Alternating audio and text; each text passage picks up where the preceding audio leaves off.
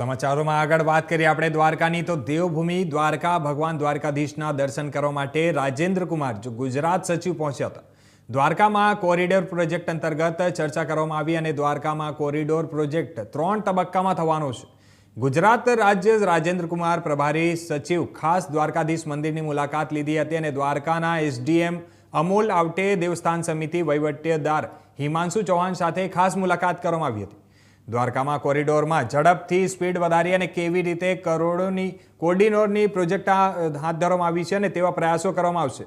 રાજેન્દ્ર કુમાર ગુજરાત પ્રભારી સચિવની ટીમ આજે ભગવાન દ્વારકાધીશના દર્શન કરી અને ત્યારબાદ દ્વારકા રૂકમણી અને હેલિપેડ ગ્રાઉન્ડ શિવરાજપુર બીચની ખાસ વિઝિટ કરવામાં આવી હતી. રાજેન્દ્ર કુમાર ગુજરાત સચિવને દ્વારકાના એસડીએમ અમોલ આટવે, દેવસ્થાન સમિતિ વહીવટદાર હિમાંશુ ચૌહાણ દ્વારા ભગવાન દ્વારકાધીશની છબી આપી અને ઉપવસ્ત્રથી સન્માન કરવામાં આવ્યું હતું.